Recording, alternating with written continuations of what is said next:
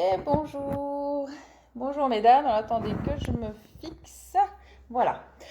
Alors, bienvenue pour ce jour 9 de notre défi respiration. Donc, on va pratiquer ensemble cette respiration pour vous aider à calmer le jeu, pour vous aider à vous détendre. Et du coup, donc, ce sera une respiration ensuite à utiliser et à réutiliser sans risque d'abus. Quand vous vous sentez stressé, quand vous avez l'impression que ça part un peu dans tous les sens et que vous avez besoin de calmer le jeu, de calmer votre respiration, de calmer le palpitant. Voilà, le but c'est vraiment de ce défi en tout cas, c'est vraiment de s'ancrer cette technique de respiration, enfin celle que moi je vais vous proposer, après vous pouvez en trouver d'autres. Mais l'idée, c'est vraiment d'ancrer ça pour vous aider à l'appliquer après au quotidien quand il y en a besoin, voilà, pour vous aider à vous détendre. Alors, pour celles qui nous rejoignent aujourd'hui pour la première fois, alors n'hésitez pas à revoir les replays dont je vous ai mis les liens au-dessus de la vidéo en présentation. Peut-être pour retourner en tout cas sur les premiers jours où j'explique un petit peu plus comment on respire. Puisque là, on va faire comme les autres jours, je vais vous guider sur les 3 premières respirations. Et ensuite, on fera chacune à notre rythme jusqu'à 10. Donc, on fait 10 respirations ensemble. Voilà, donc on va y aller. Je vous invite donc à vous installer confortablement. Soit vous vous asseyez, adossé contre un dossier, ou allongé sur le dos si vous êtes dans votre lit le matin ou si vous le faites le soir avant de vous endormir. Donc pensez à bien respirer dans le ventre et dans la poitrine, que tout ventile bien. Donc dans votre position, dans votre posture, ce qui est important, c'est de vous tenir relativement droite et de ne pas être complètement avachi. Avachi dans le canapé, ça marche beaucoup moins bien malheureusement, puisque du coup, l'amplitude d'inspiration est très limitée. Donc voilà, on se tient plutôt droite, on peut être adossé, mais quand même, voilà, il faut que ça puisse s'ouvrir.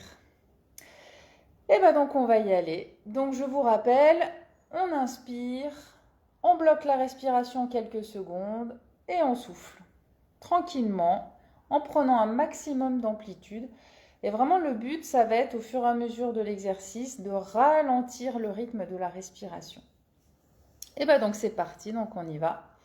Vous prenez une grande inspiration. On bloque.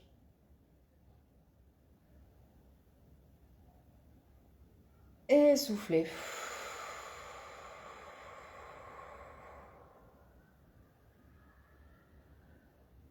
Inspirez. On ouvre bien tout. On bloque. Et soufflez.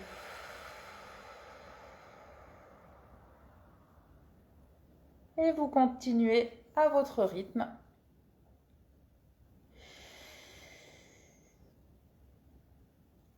Bloquez.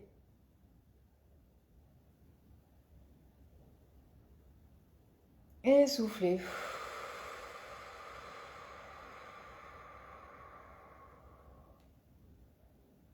Voilà pour les 3 premières. Et maintenant, je vous laisse continuer. On va faire chacune à notre rythme. Donc, les 10 respirations. Et donc, c'est reparti. Vous inspirez.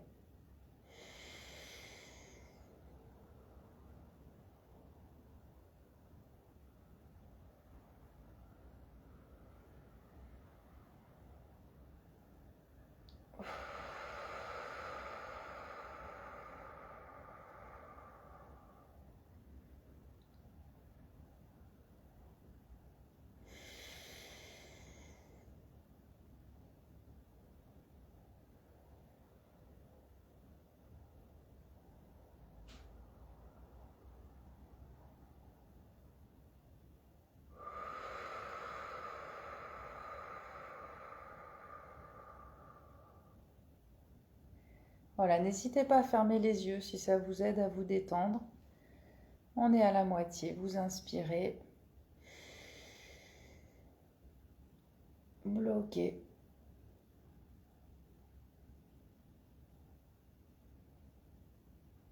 Et soufflez.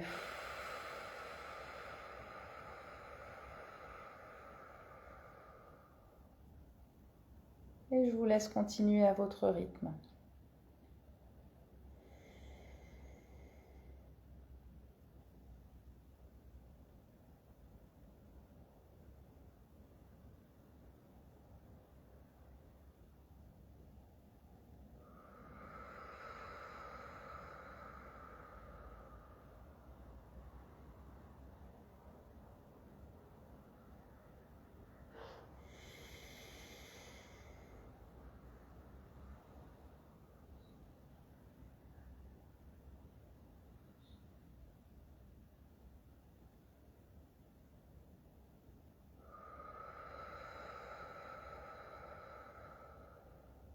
Voilà, observez la respiration, le rythme de votre respiration qui diminue au fur et à mesure.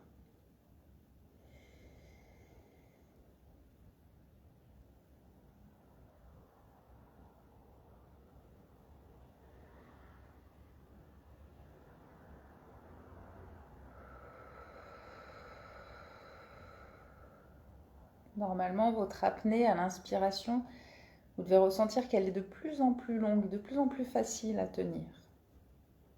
Et on attaque la dernière.